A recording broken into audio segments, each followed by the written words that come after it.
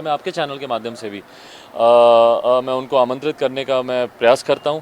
अगर वो इस चैनल को देखें और आपके पोर्टल पे अगर ये न्यूज़ सुने तो ज़रूर वो कल कार्यक्रम में आए हूं कि मुख्यमंत्री जी की कहीं ना कहीं नाराज़गी है नेता से, मेरे पिता से ये नाराज़गी नहीं रखें। आप मेरे ऊपर जितने व्यक्तिगत कटाक्ष कर लें, टिप्पणियाँ कर लें, मुझे कोई फ़र्क नहीं पड़ता भाई। मैं तो ये भी चाहता था कि वो तैयारियों में आएँ और आकर देखें कि क्या चल रहा नहीं चल रहा। स्वर्गीय रामविलास पासवान की पुण्यतिथि जो है वो मनाई जा रही है और इसको लेकर के तैयारियों का जो जायजा है वो कल हमने आपको दिखाए थे। इस वक्त हमारे साथ चिराग पासवान है जो पूरा मुआयना कर रहे हैं, देख रहे हैं। चिराग, ये बताइए व्यवस्थाएं क्या है, कितने लोग आएंगे और क्या कुछ और तैयारियां हो रही हैं? देखिए, लोग कितने आएंगे मैं संख्या में नहीं बांधूंगा, बट मेरी तरफ से एक ईमानदार कोशिश रही कि मेरे नेता के साथ जिन लोगों ने काम किया है, 50 साल सक्रिय राजनीति का बेदाग उनका जीवन रहा, उसमें हर वो व्यक्ति जिनके जीवन को उन्होंने कहीं ना कहीं छुआ है, प्रभावित किया है, हर उस व्यक्ति को आमंत्रित करने का मैंने अपनी तरफ से ज़रूर प्रयास किया है। उम्मीद करता हूं कि कल बड़ी संख्या में तमाम वो लोग यहां पर मौजूद होंगे और आकर हमारे नेता को अपनी श्रद्धांजलि देंगे।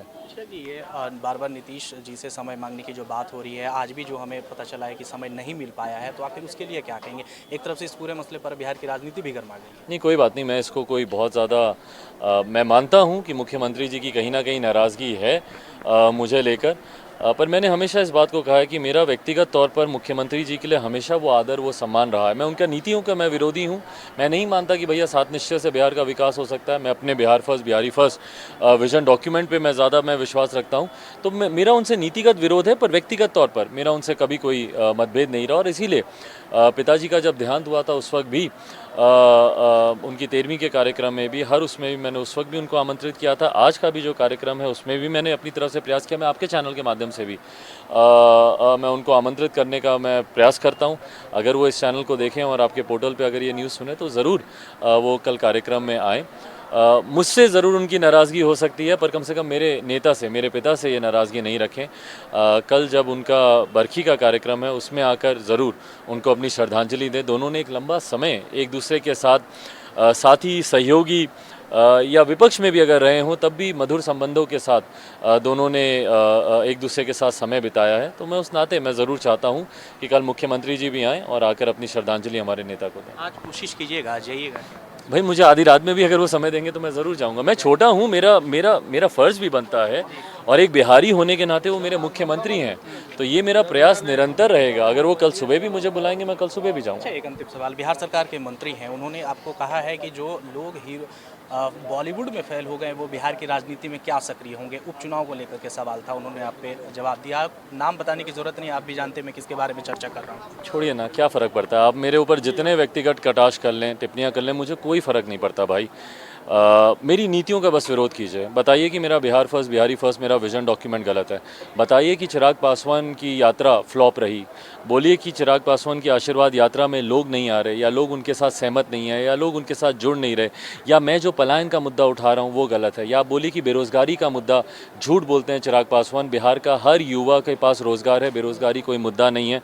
बोलें कि बिहार में भ्रष्टाचार नहीं है, बिना घूस लिए बिहार में हर काम हो रहा है।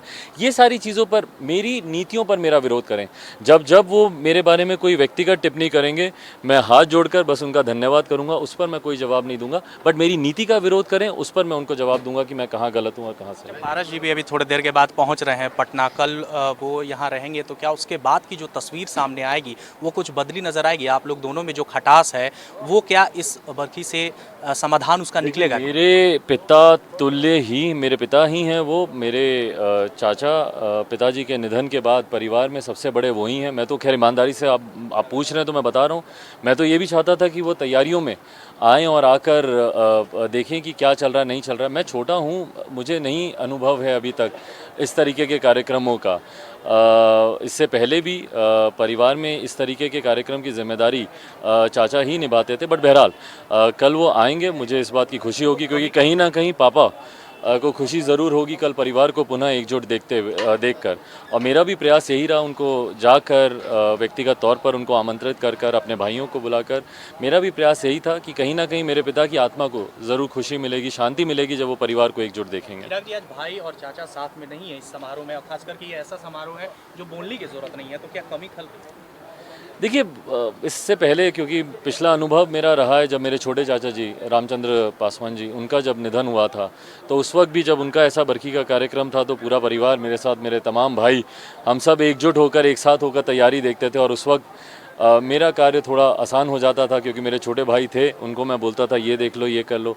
आज क्योंकि सब अकेले देखना पड़ रहा है तो उस बात का थोड़ा सा दुख ज़रूर होता है, पर खुशी इस बात की ज़रूर है कि कल पुनः पूरा परिवार एक साथ होगा। बहुत बहुत शुक्रिया चिराग साहब। तंत्र मंत्र के बादशाह, भारत के जाने माने सर्वश्रेष्ठ गुरु खान जी मिलेगा हर समस्या का समाधान गारंटी के साथ। मेरी बेटी की शादी के लिए बहुत से रिश्ते आते थे, पर कोई न कोई अड़चन पड़ जाती थी।